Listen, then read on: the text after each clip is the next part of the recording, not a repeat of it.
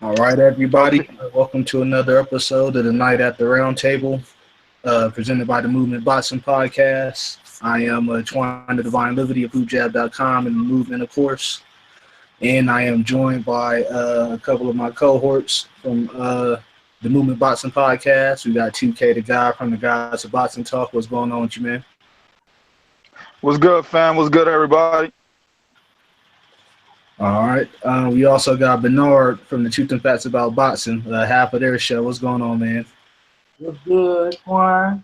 What's good, 2K? What's good, Adrian?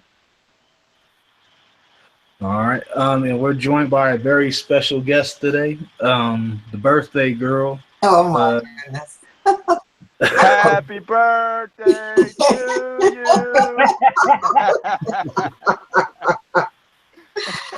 Oh my goodness. Hi everybody. We're joined by the very lovely Adrian. Thank you for joining us today. Hey, thank you, 2K. Hey, and of course Bernard.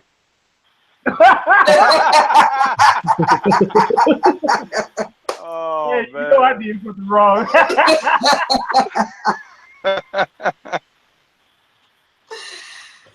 Okay, for you guys that don't know what a Night at the Round Table is, it's pretty much like our midweek breakdown of some of the stuff going on as far as news-wise in the sport of boxing.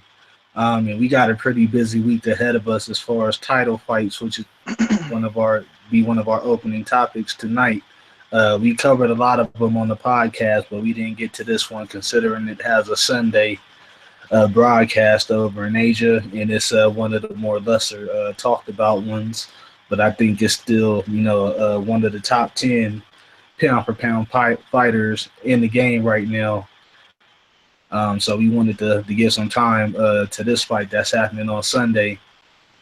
We'll have Naoya Inoue facing Ricardo Rodriguez defending his WBO junior bantamweight title, and what is more than likely his last defense before moving up to the bantamweight division.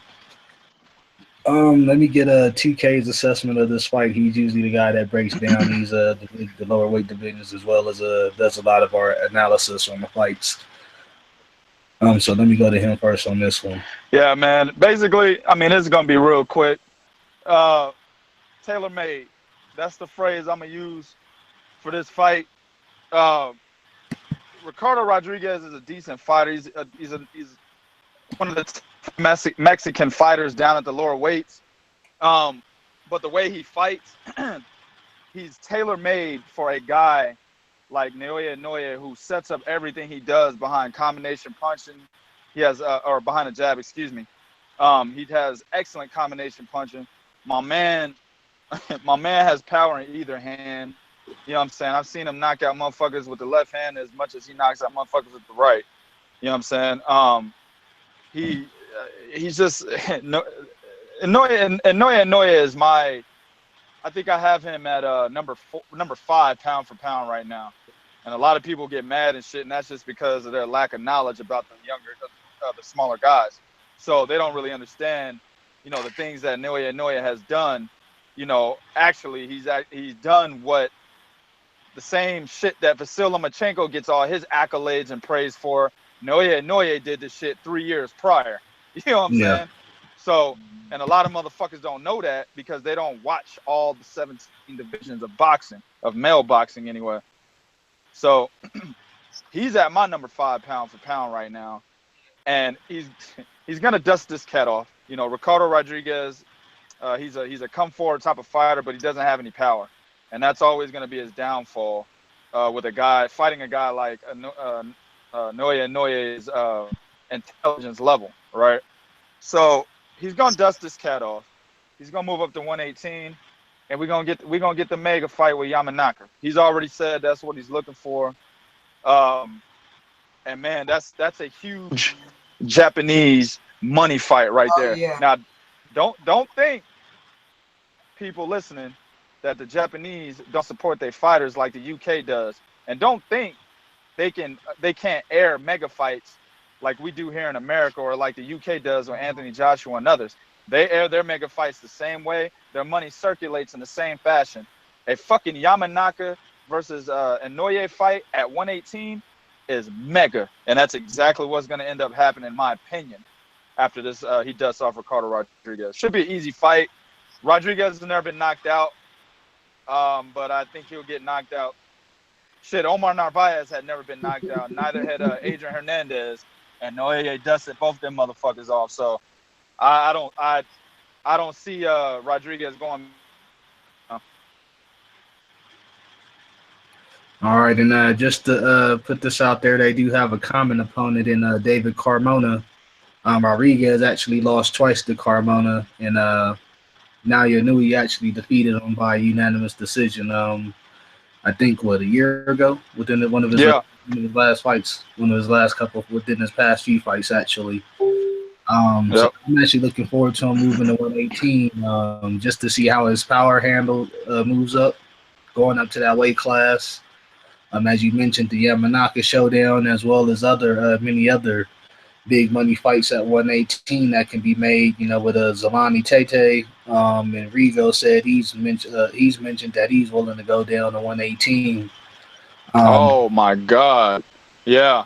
I've actually heard in the past that Rigo can actually make 118 very comfortably. So it's not going to be a situation where he's draining himself. And if that motherfucker goes to 118 and fights a Yamanaka or a Inoue, man, come on, bro. I mean, that's 118 is definitely some highlight fights. Especially if Rigo goes down, that's a spotlight division right there as far as head-to-heads that can be made. Yep. I have a question. Is Rigo at 125 now? 122. No, he's at 122 right now. With a super bantamweight. Okay. Yep. Okay. Yeah. But he can't get anybody to fight him at super bantamweight, so he's been mentioning going up to either 126 or 118.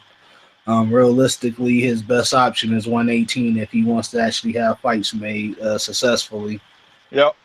126, you got all of the PBC guys holding belts pretty much up there, and I mean, kind of a cold war with Rock Nation and Heyman.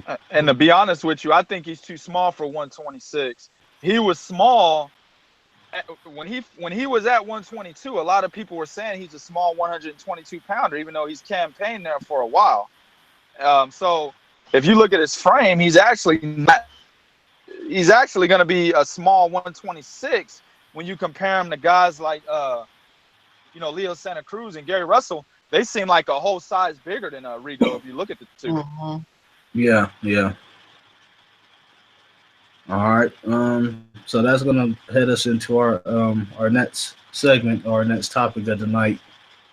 We had a situation this weekend where there were two UK cards broadcast simultaneously. One was the Calzaghe card, and the other one was Josh Thornton. Pretty much BT Sports and Sky Sports going against each other. We've had this issue in the States as well with HBO and Showtime having dueling cards simultaneously. We've never had a topic like this on our show. We kind of hinted at it. I know I did a final blow about it. But as far as us discussing it in depth, we haven't really gone in detail. So I wanted to get you guys' thoughts as far as what you guys think about competing simultaneous broadcasts between the networks happening in the UK, which I don't recall happening, too often because I watch a lot of their streams over there. So just thought we bring some attention to that. I'll start off with, I guess, Adrian. What are your thoughts about it? You're live. I gotta go. I'm sorry. Okay, I'll talk to you later. Hey, I'm sorry about that. Birthday calls. It's cool. We got birthday calls coming in. I'm sorry. That was my son. Okay, what was the question? We're pretty much talking about dueling broadcasts between the networks like HBO and Showtime having a boxing broadcast on at the same time. Okay.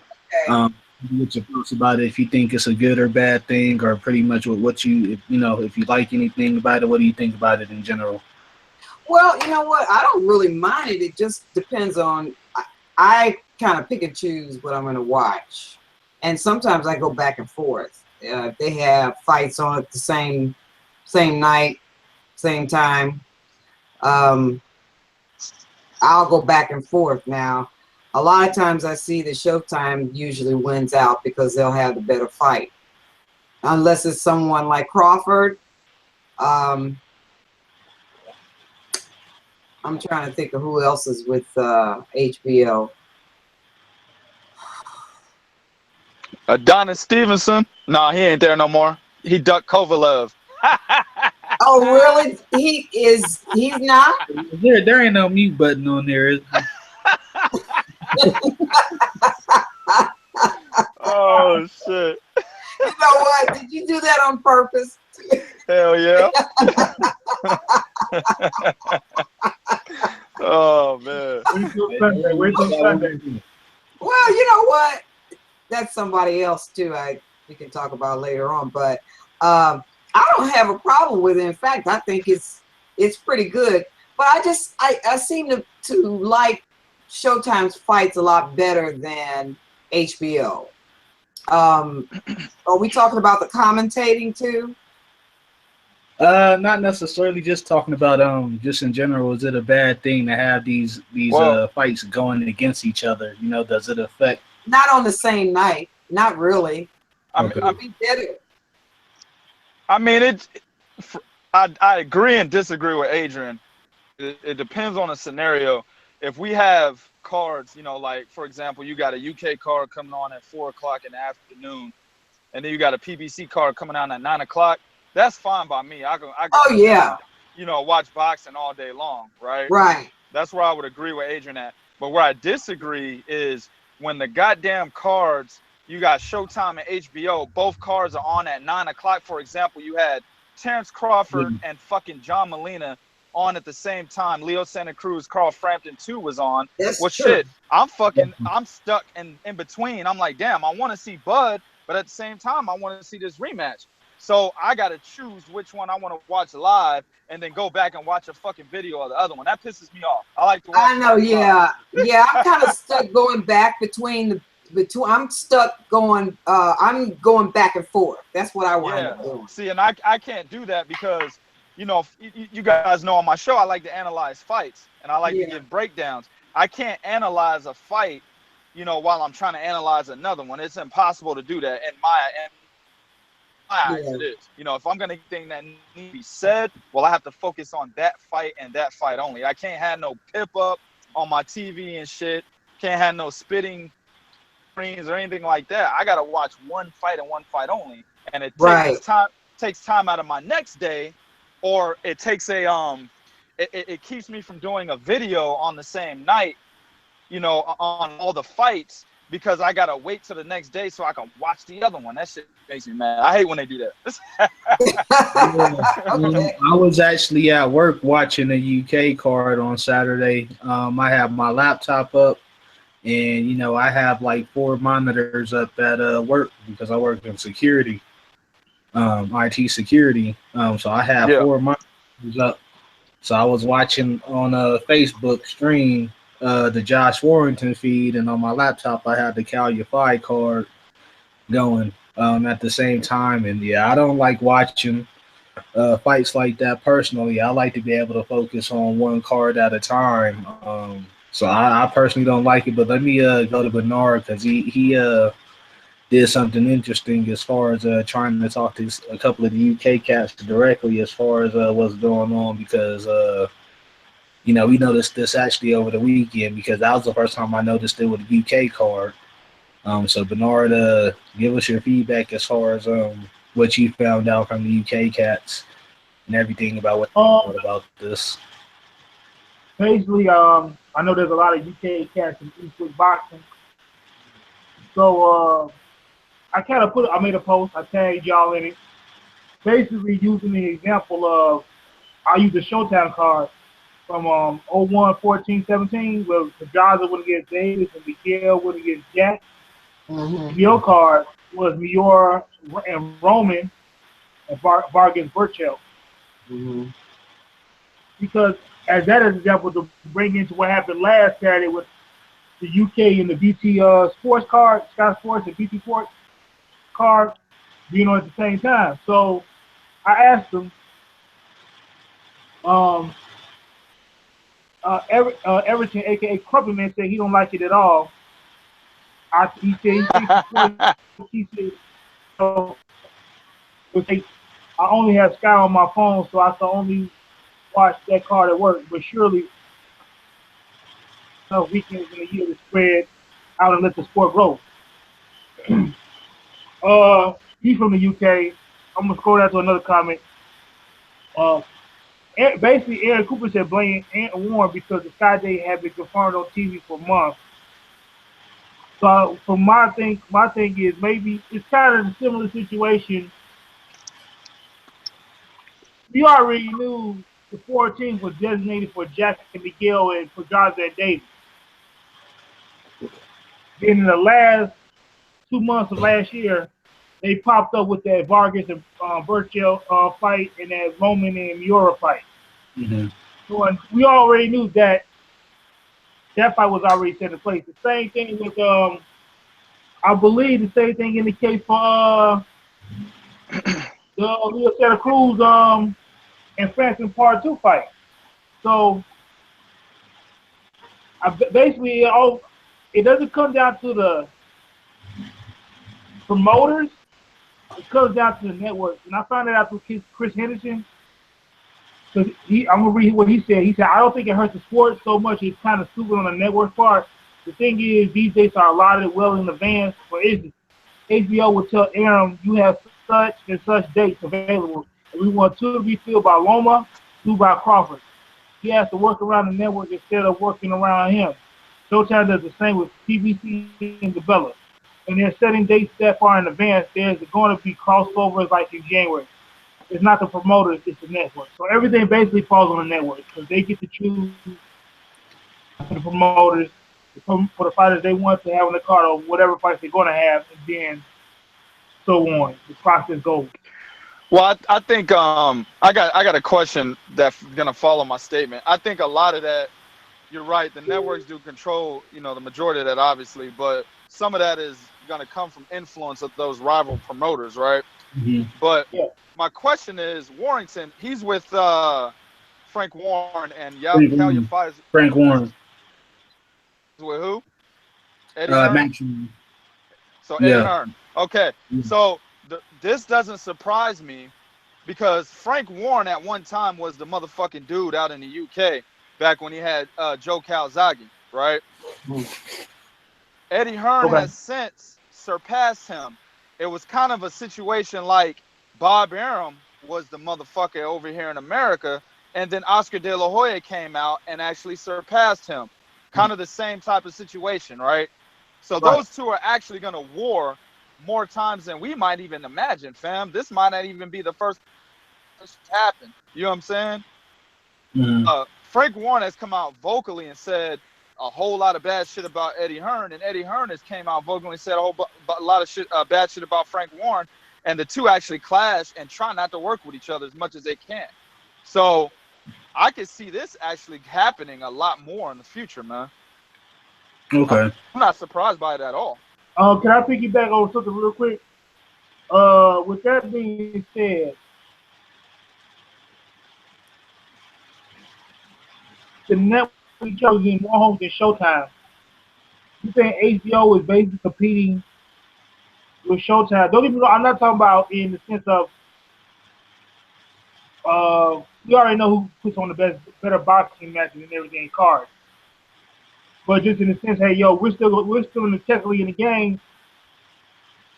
HBO's in more houses, so people gonna basically watch us more. And they kind of gonna say, hey, coming out on the 14th of January, you know what? We gonna throw that day too. Hey, yo, Aram or whoever, such Golden Boy, put a card on that day. No, I don't. You know what? You know what? I because I've read an article about Bob Arum. I know at one time he was having a hard time finding venue This is when HBO had said they were not going to take another Pacquiao fight, and he had a hard time finding a venue. But I don't think it's so much the promoters as it is the network, because the network has to have enough notice in order to put them in a certain time slot. Right.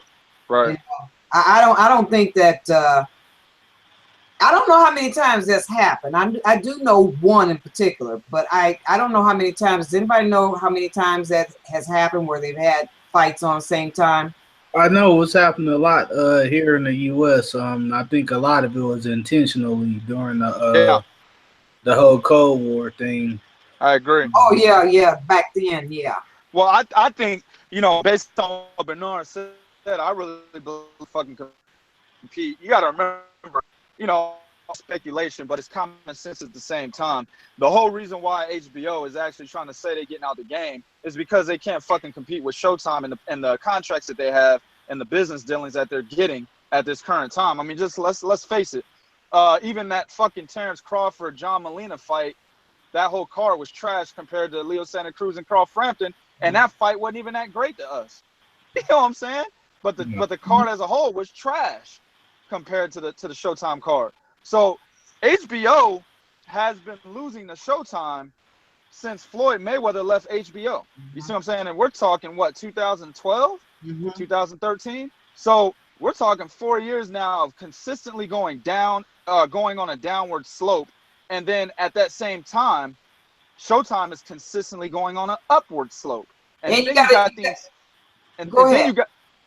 got the inception of PBC and Al Heyman and how he's dealing with Showtime. So, I mean, I think it directly, their actions directly correlate to them trying to compete with Showtime. Absolutely. I think the network. But you know what? They're having a problem because their budget has been cut back quite a bit. HBO's had. Yeah, because they don't have the business dealings anymore. Right. You know what I'm saying? Oscar De La Hoya lost all his fighters. You know yeah, that's right. You're right about that.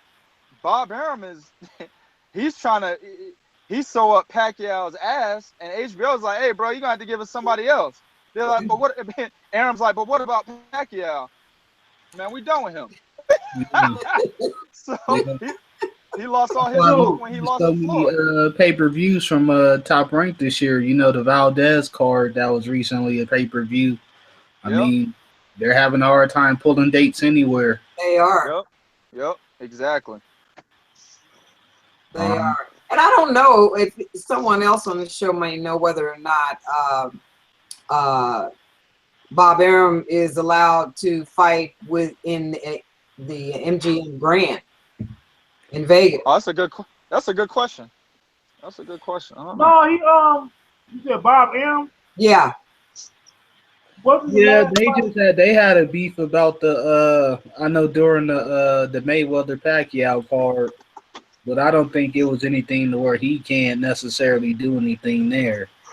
They had a beef about something. I forgot what it was. But I don't think it's anything to where they won't work with him, you know. Well, he wanted to have the fight on HBO and they said no. They didn't. Yeah, but I don't know how much that has to do with as far as with MGM. You know, they're just a venue. You know, they don't really have to do with the as far as the networks putting it on. But then they had the Pacquiao Bradley 3 there. That might have been at Mandalay or Thomas and Mack. Okay, let me check it out. I'll tell you what. I give y'all motherfuckers the short, controversial answer.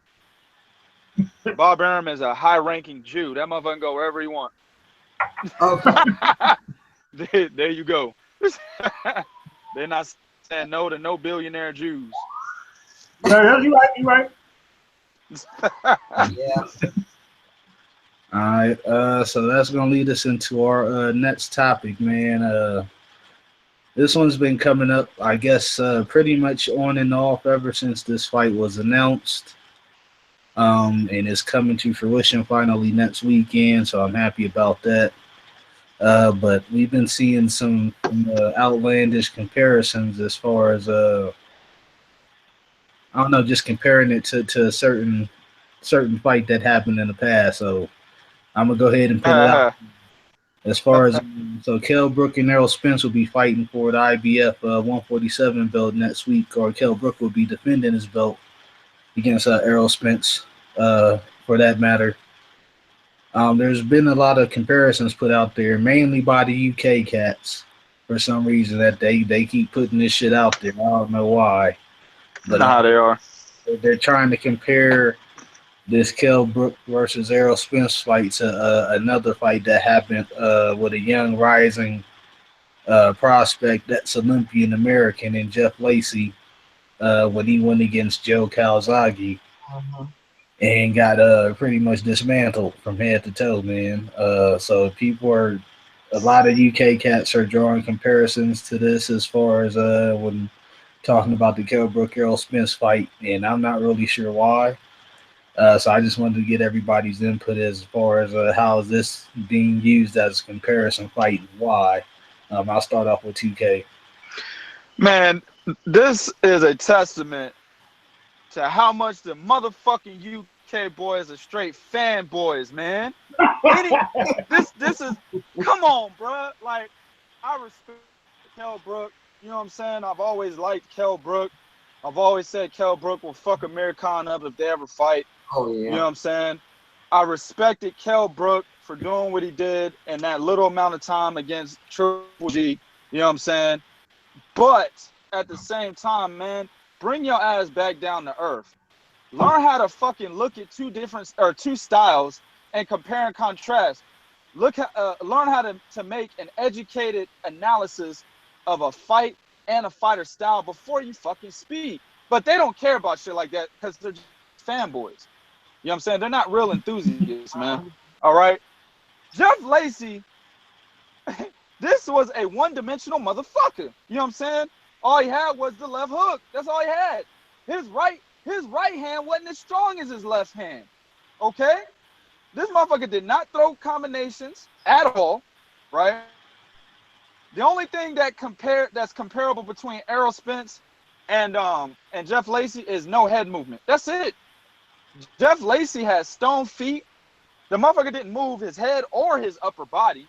Okay? He didn't know how to parry a punch to save his motherfucking life. I could be like, yo, Jeff, dog, hey, I give you $2 million if you parry his right hand. The nigga gonna get hit. He gonna get hit. You know what I'm saying? I can tell the nigga when the right hand's coming, he's still gonna get hit.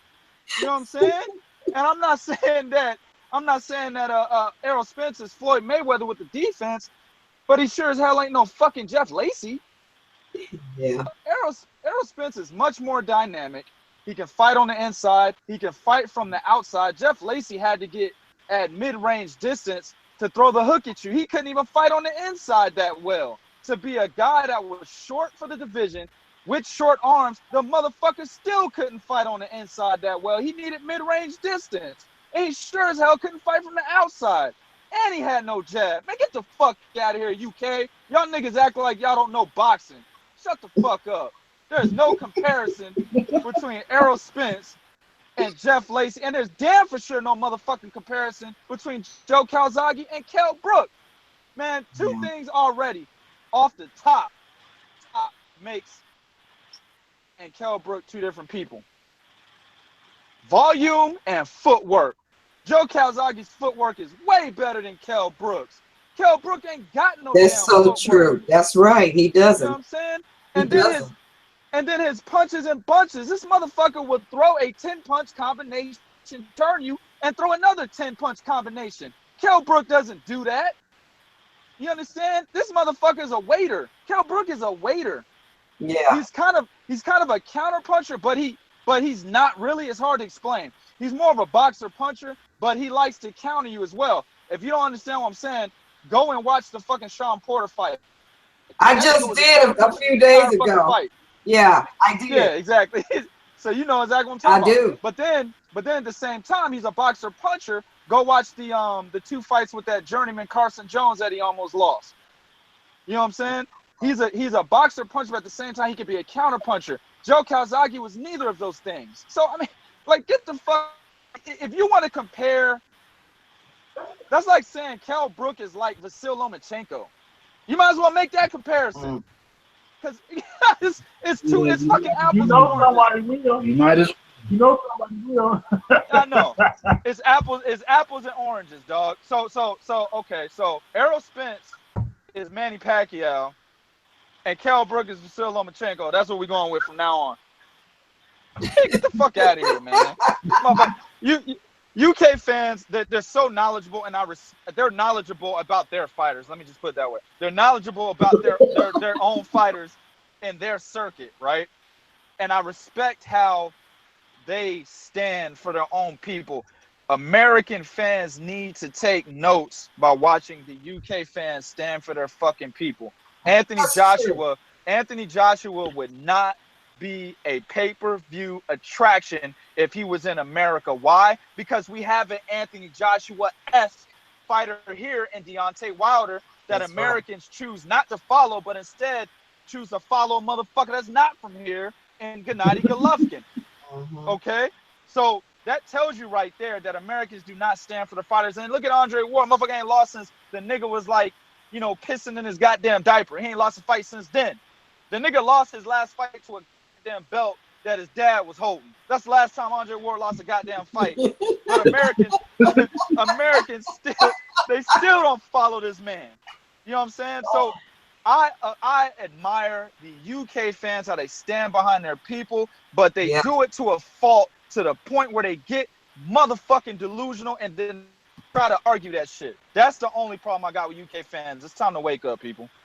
I'm just wondering, what have people seen in Kell Brook stylistically to make that comparison ever? Nothing.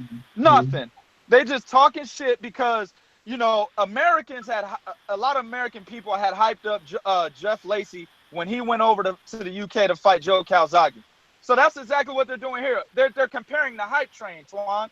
They're saying, oh, all these fucking Americans are hyping up Errol Spence. Well, what's going to happen is the same thing when they hyped up Jeff Lacy. He's going to get his ass kicked in the same manner. That's all they're doing, fam. They're not comparing styles, though. I guarantee. I put money on that. Well, you even had some that say that Kell Brook actually beat Triple G. I mean, no, they're adamant about that. Oh my God! And I say no, but he was on the cards when it got stopped. Is that what they're saying? He was up. No. They're saying. I'm not kidding. I swear. That's crazy. I mean, like, and then that's an excellent point to further support what I'm saying about how they support their fucking fighters, no matter what, to the point where they're delusional. Yeah, they're delusional. It's ridiculous. I mean, this is the only time I've seen the moral victory get somebody an actual win in another fight. We'll see. Next Saturday, the big fight is going down, man. The one we've been waiting for a while.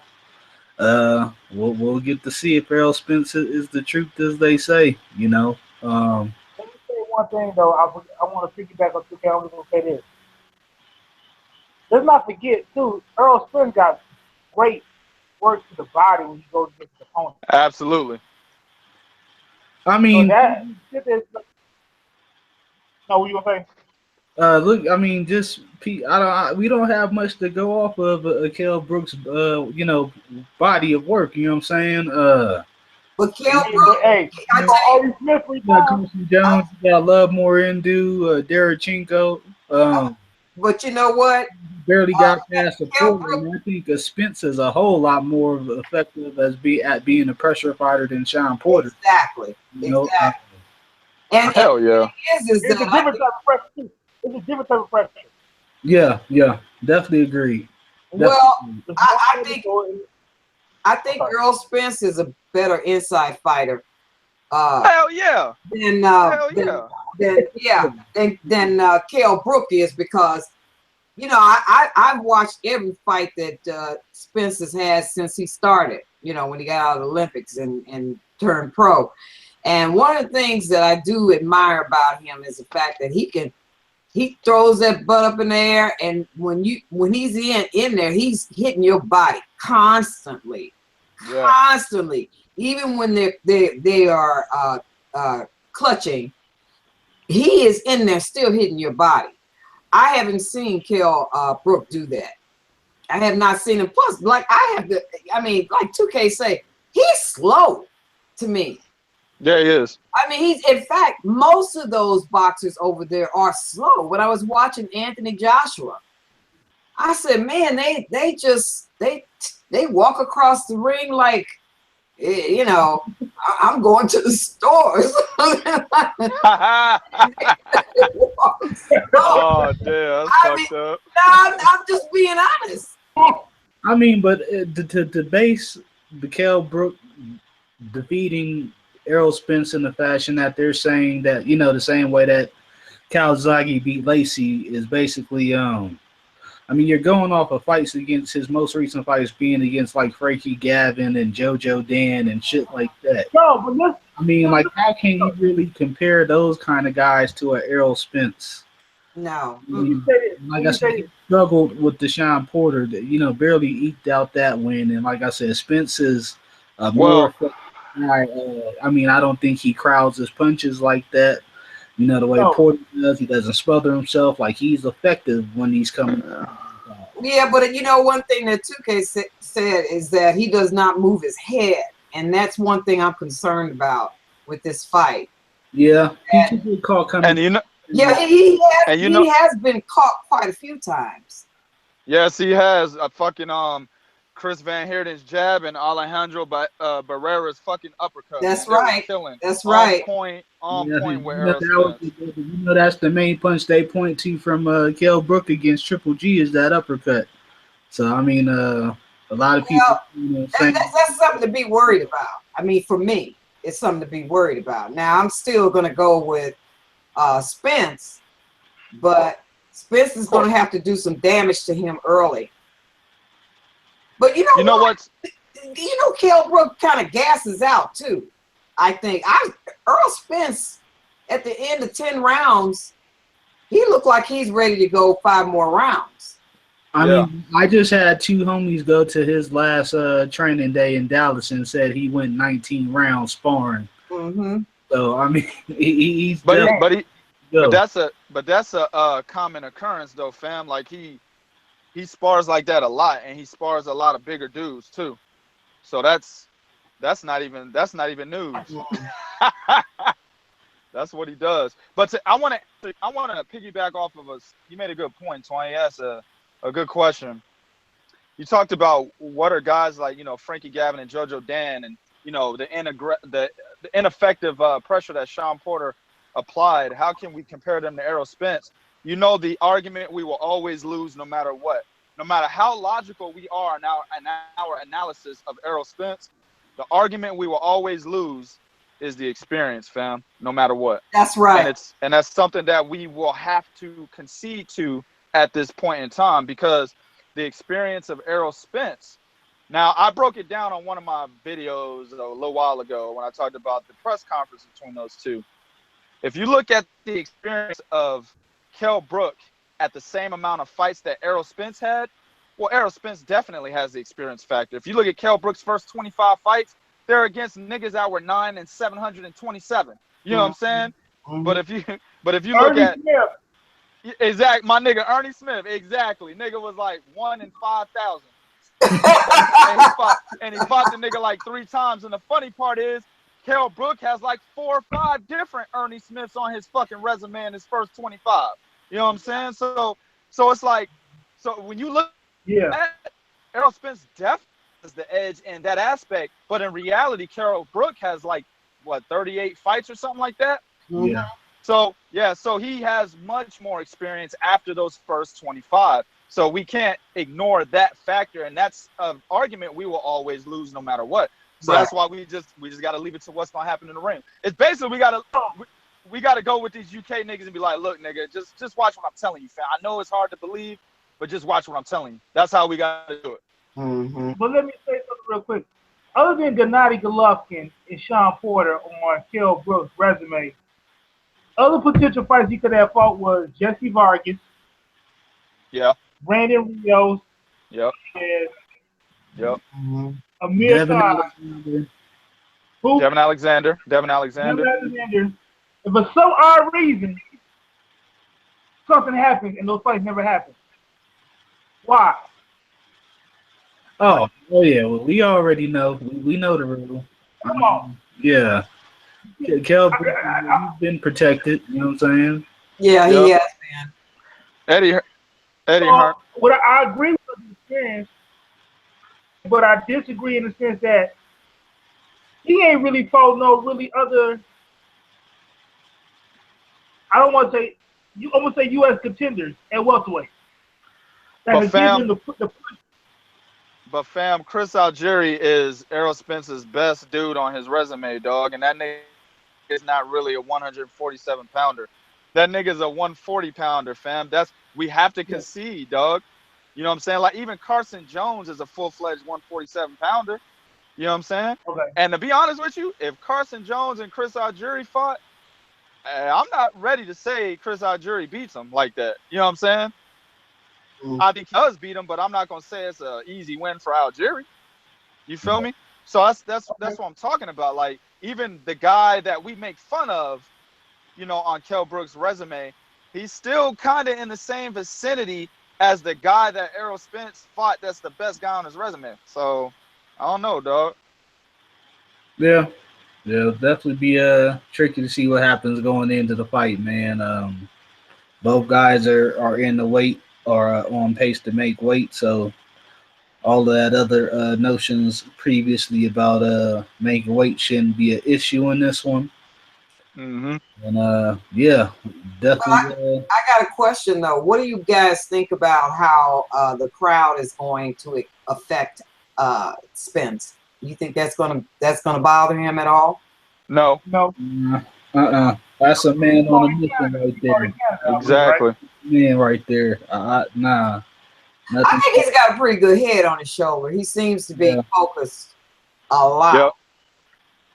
I mean, Adrian, you got to remember, this is a guy that they called up and said, hey, bro, hey, you want to do something real quick? Yeah, nigga, I'll do it. What's up? What's up, fam? Hey, bro, you about to go in there and spar with Floyd Mayweather.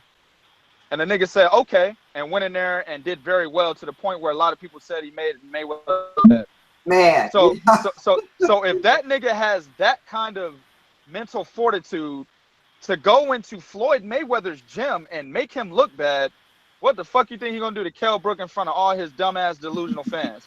And he rocked Adrian Cronin too. Not forget that. Yeah. He rocked AB. Yeah, he did. I mean, there's definitely stories about all the guys he's been in there sparring against and that he's actually done more than held his own against, including Floyd Mayweather. I mean, you got to think he's picked up experience in other ways, fighting a lot of championship guys, sparring at least with them coming up early in his career. It may not be actual fights, but, at the same time, like I said, Kell Brook doesn't have a lot for us to go off of either, when it comes to that kind of those caliber of opponents on his resume. So, and you know what, man, and this is going, and like I said, it's a scenario where we got to tell motherfuckers like, hey, bro, just listen to what I'm telling you. I know it's hard to believe it, but listen to what I'm telling you. Errol Spence has that will. And the only way I can do it, I ain't trying to toot my own horn and nothing like that, but the only way I can do it, I can explain this, is to use myself as experience. When I play basketball, motherfuckers would be like, yo, that nigga right there can hoop. And I feel like, and I just look at the dude and he seems to not be somebody that can fuck with me. I just had that will that's like, yeah, I'm about to eat his lunch. I've never played him before. I've never seen him play. It's just a will that's in me that's like, I'm about to eat this nigga's lunch. And it happens. That's exactly what it is with Errol Spence, fam. That's I'm true. telling you. I'm telling That's you, man. true. Yeah, he has this thing about him where he knows where he wants to go, who he wants to fight, and that's it. Yeah. That's it. That's the way he is. I like that about him too. They put him in the ring with me, I'll fight him. Yep. Exactly. So he's going to Kell Brook chocolate brownie and spit it out, huh? And then, oh my God, yo, and then Kell. Okay, so he's already got that will inside of him, right? See, and that's and the way this shit works is, you know, shout out to my man Bernard. This is about the alpha male mentality right here, fam. So, so the way that shit works is, when you looking at a nigga, right, and he look weak and shit, you automatically get a head start with your will. Your will is like, man, this nigga show you up, right? And then if they start talking and they say dumb whack shit, that just adds fuel to the fucking fire. This nigga said, "Yeah, mate, my chocolate brownie. Get the fuck out of here, bro. You about to get knocked out off that dumb ass he stage." got that little tiny Bert and Ernie voice too. Yeah. He gotta get knocked out off that statement, fam. That statement alone. Because I was looking at Errol Spence's face, and he had this nigga is whack written all over his face. Yeah, like, yeah, I saw that. I'm telling you. What pissed me off about that was, I think 2K, you probably seen this in this situation. When you're in a situation where it benefits the other person, when they're talking about you, like the whole chocolate brownie, everybody was laughing. The UK people in the UK thought it was funny. Yeah. Like, that's how they talk shit over. It's that language barrier, or that understanding. Like, okay, yeah. So this is like, man, what's some kind of gay shit or something? What the fuck is this? It's like, okay, all right, word up. You know what I'm saying? Yeah, he brought his own laugh. He brought his own laugh track there with him. Yeah, that's like that. I saw that. And that's my man. That's like my man Everton and Aaron. They were trying to clown and shit. These niggas called Wilson. Shout out to my man Wilson. They called that nigga a toss pot. And me and Wilson like, nigga, what the fuck is a toss pot? Like, if you bring your ass to America, go to your local hood, and call a nigga a toss pot, butt ass naked, you know what I'm saying? You gonna get robbed. You gonna get your ass beat. They gonna leave you in the middle of the street. Like, you can't go around saying dumb gay shit like that and think niggas gonna take you seriously. And that's my point with this situation. Like, you can't just say your hand is a chocolate brownie, dog. That's lame, fam. Right. If I was a spokesman for Kell Brook, I would have took that nigga backstage and I'd have came on the stage, dog. Like, hey, dog, we gotta go. We gotta go, dog. We gotta go right now, dog. You know, so I took the nigga backstage. I'm like, hey, fam, call the nigga a bitch ass nigga. But I don't talk like that. No, they just what you gotta say, dog. He's from America. Call him a bitch ass nigga. Hey, pull an Angel Garcia. Pull an Angel Garcia. For real. Yo, you the champion. I'm the champion. Fuck him. This is I'm telling you, we got to talk shit for Kell Brook to make him look scary. That's how bad it is. It's fucking sad, man. I mean, yo, let's think about it. When you think of a chocolate brownie, I think of something that comes out the oven, it's hot, moist. Yeah, with little nuts on top. You know, exactly. Right. Something you brag with another man, that's for damn sure. I'm gonna give you a chocolate brownie. What? Oh, I'm about to go to the 7-Eleven. Give me a chocolate brownie right now, man. I'm telling you, man. I'm telling you. But we gonna get into this next topic. We actually had another fight announced for the July 15 card. HBO is actually looking to make a nice comeback with this one. With the Takashi Miura and Miguel Burchell card. Also, we'll have Sullivan Barrera on the undercard. I forgot who will be facing. We actually talked about it the other day on the show, but I forgot. Oh, really? Joe Smith? Oh, Joe Smith Jr. Okay. Oh, okay. Hey, who's fighting him? Sullivan Barrera and Joe Smith Jr. That was just announced, wasn't it? Oh, yeah, that was just announced. But also on the undercard of that, and I wish Bo was on because I could joke even more about this shit. We'll have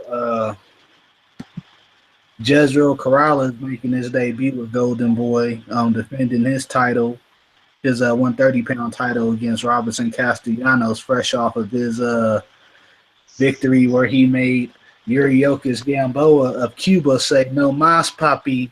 No mas. No mas, papi. Shout out to Cubana. Hold on. You knock out Gamboa and get a title shot? Yeah, just to show you that fight that he had against on ESPN could have led to a title shot with Jezreel Corrales. Wow. Yeah. That's crazy. He was that close. Yeah. But you know, crazy. the fight's been announced for the July 15th undercard. It's actually looking like it's going to be a stat card, man. You know, HBO hasn't done much this year as far as regular broadcasting. Everything's been on pay-per-view. So for this to be a regular broadcast, it's actually looking like a nice card. And, you know, you even got some rock'em sock'em action with Burt Sheldon, Takashi Mura. That said, let me get your thoughts on this fight, TK. Off Castellanos, fresh off of his victory over Gamboa. I try to tell people all the time, don't let it fool you or deceive you. The motherfucker could fight his ass off. I mean, I said it currently. I don't want to compare him to Orlando Salido, but technically he has some qualities like that, you know, because of the record. He's a whole lot better than his record indicates. Well, they take it. Well, I think that's a good comparison. I'll just say the only thing is Orlando Salido is really world class in his respective division, whereas Castellanos isn't. But it's still a comparison, and that's the thing. You know, you got to worry about these type of fighters, man. That 7 losses and shit, but you can fuck around and lose to them. I'm gonna go a little bit further back. You got the Emmanuel Augustuses. You got Darnell Boone and shit. You know what I'm saying? You could fuck around and lose to these guys, even though their record doesn't look very appealing. And that's what happened with Yuriorkis Gamboa. With that said, I don't think he should have got a title shot just because he beat Gamboa. Gamboa's, he didn't look good in his last fight. You know what I'm saying? So this wasn't a surprise to see him lose to Castellanos. It's kind of a surprise to see him quit. But if it would have went to the cards and he lost a decision, I mean, I'd have been like, well, the nigga, he ain't been in his right mind for a while now. Very, very similar to Joan Guzman. But Jezreel Corrales, I have questions about, man. He had a good fight against Uchiyama in the first fight. He knocked him out in the first round. Second fight went to the decision. But there's a lot of questions I have about him at times, fam. And his wildness can easily be a detriment. He's fighting like Castellanos. You know what I'm saying? So while I don't like Castellanos getting an immediate title shot after the Yuriorkis win, he still has a trump card here for Corrales because of the questions I have on that guy. Castellanos not a dumb fighter, obviously. He's not Andre Ward, Rigo, Floyd Mayweather intelligence level, but he's not a dumb fighter. And he's just smart enough to be able to exploit the issues that Jezreel Corrales has when he fights. So this isn't a walk-away win for Jezreel, man. And actually, when Jezreel was going to fight Lomachenko, I was like, yo, this nigga about to lose easily. It's about to be an easy fight for Lomachenko just because of the inconsistencies that he has in his style. So I'm actually going to be pretty psyched to see this fight. I'm just curious to see if a guy I think Castellanos has 10 losses or something like that. I'm curious to see if a guy like him, somewhere in there, but I'm curious to see if a guy like him can capture a belt from a young guy, a young champion like Jezreel Corrales. It's going to be intriguing to watch. All right. Just something I want to throw out there as well. Castellanos, this is actually going to be his second fight at 130. He's really a 126-pounder. Prior to his fight against Gamboa, he was pretty much one fight removed from being the WBC silver belt holder and fighting for a title eliminator to fight Gary Russell, who will actually be fighting in that title eliminator against Oscar Escandón. Yeah. So, I mean, Castellanos can fight, you know what I'm saying? He didn't give him credit, you know what I'm saying, because of the record. Like I said, I watched him destroy somebody that was pretty much a high prospect at the weight class, and Ronnie Rios at the time. Oh yeah. You know, Yep. when I say he destroyed him, he destroyed the kid. You know what I'm saying? Yeah. Castellanos is no joke. But don't let the record fool you. But no, Adrian, you guys got anything you want to add about this fight with Corrales? I was gonna say that the fight. I was gonna say, hey, she's a birthday girl. She's a birthday girl. Sorry, I'm so sorry.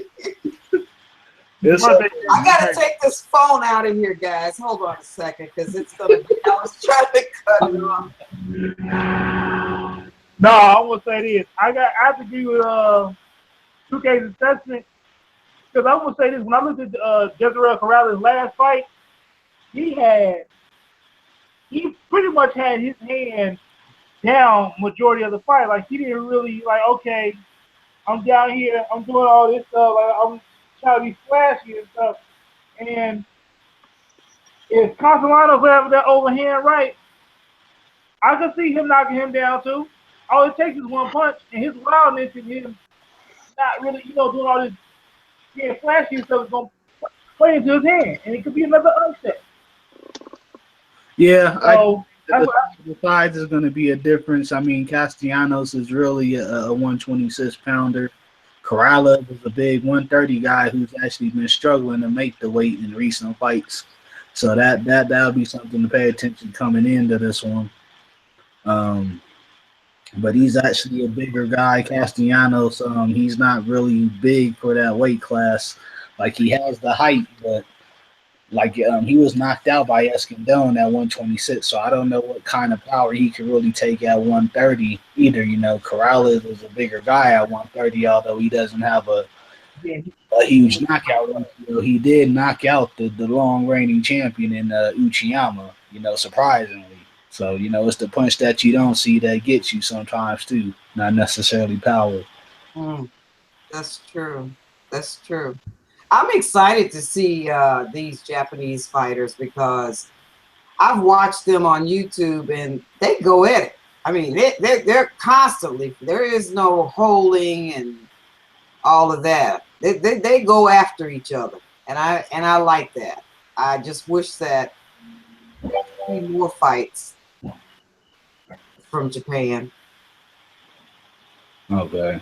So we're gonna get into our last topic now. 2K got it bent. Well, I guess that was our last topic actually for tonight. But we'll probably come back again, and we'll be doing some more reviews this weekend as far as the other title fights going on. We have another one in Ryota Murata facing Hassan Mindown for the vacant WBA middleweight title. A whole nother story.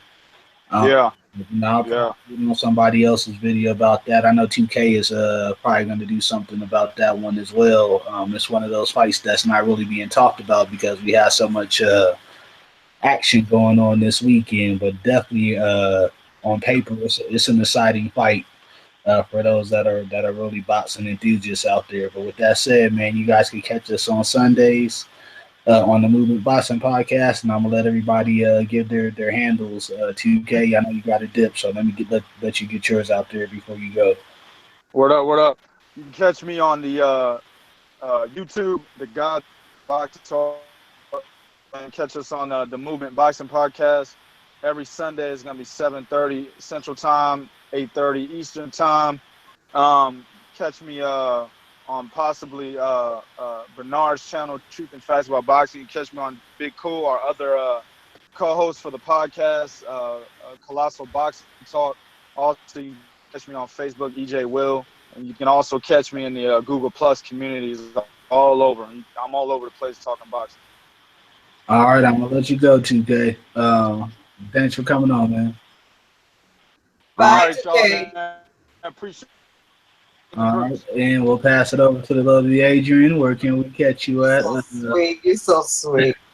I got it. I got a question though. I'm curious as to when Gary Russell is fighting, He's fighting Saturday. Him and Gervonta Tank Davis have. That's what I was going to ask next. They're on the undercard. No, they have a split site card. So Gervonta is fighting in the UK. Gary right. Russell will be fighting in the US and DC. So they're doing like a split I guess a split cast. Mm-hmm. Is this going to be on Showtime? Yeah, it'll be on Showtime. Okay. You can the other two brothers will be on that. I'm not sure both of the brothers will be on the broadcast. I think at least one of them will be on the broadcast. And also one of the what is it? The brothers. Jezreel. Andre. Yeah. Andre. When is Andre fighting? He's fighting on that card as well. Wow. Yeah. I know it was a good undercard that was, or a good card that was coming up with all three of them on it. I just didn't know how that was working out and how it was going and when it was coming through. But that's that is going to be nice. And that's this weekend, right? Yeah, that's going to be on Showtime. So you got Gervonta Davis in the main event. You also got Gary Russell fighting on the split side card, as well as Andre Derrill fighting again for an interim title, IBF title. Oh, that's going to be nice. That's going to be nice. Also, Crawford Diaz is this weekend too. So we were that's just another one. Yeah, you're right. No time. It's a lot of good fights this weekend. If you're a Boston fan, you're definitely going to love this weekend. I know it. I'm excited about it. You can just find now. You guys make fun of my my Instagram page, so don't. Make fun of your Instagram. Anyway, my Facebook is just Adrienne. That's ADRIENNE Yoshino. That's YOSHINO on Facebook. Then tell them the Instagram. It's ADRTHEBULL, ADR the Bull, and that's because I'm a Taurus. I don't know what's so funny about that. You're going to have to tell me. I'm going to get her a new Instagram name. It's going to be called the Black Van Pelt on Instagram. You were going to do what? Get you a new Instagram name. It's the Black Lucy Van Pelt on Instagram. Bernard, the case where the rerun Van Pelt is EJ going to have, 2K going to have his Linus Van Pelt. So yeah, the black is going to be the Black Van Pelt. Okay. All right, Bernard, let them know where you can be found, man. Oh man, you can find me on Facebook under Bernard. I don't get my last name, but pretty much you find Bernard in the groups of Eastwick, the Movement Boxing page, talking boxing and bullshit, SSS Boxing, and Fisticuff Boxing. There's a couple other rooms I'll be in too, but right now I'm on a 3-day suspension from Facebook to the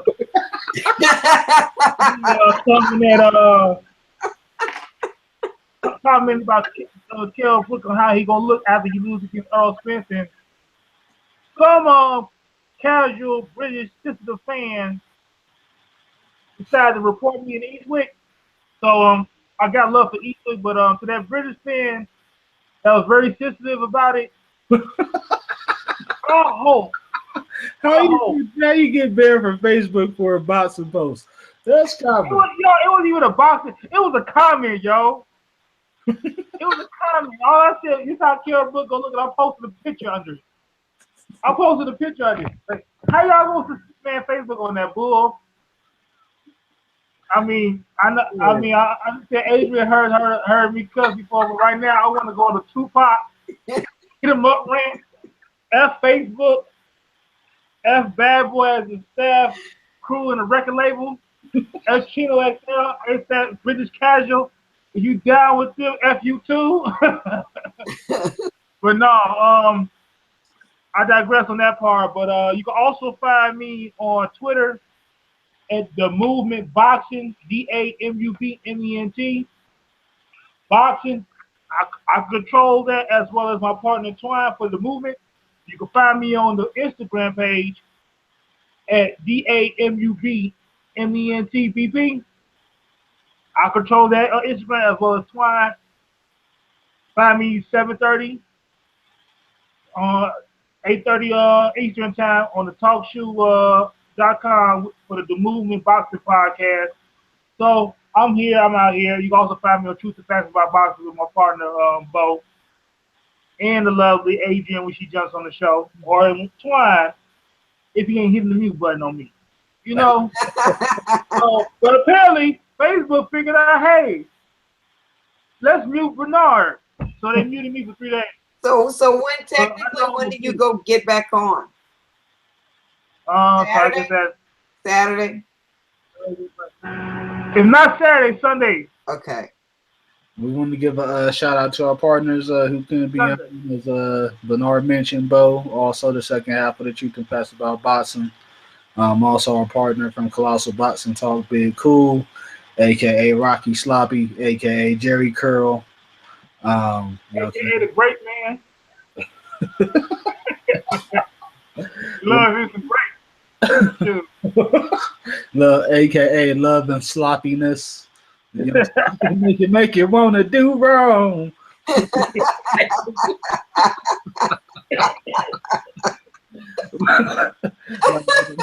I'll read some of your posts, Twine. Hey, you gotta talk on air, Twine, about your posts. I don't reply. I just read. Hey, I gotta put a disclaimer. Some of those posts on Twitter are not me. They're Twine. Mine's all boxing related. Hey, I'm actually I'll unsync them, so my the Facebook posts don't go to the Twitter. No. Yo, who's there on the Movie Boxing page talking all that stuff about burritos?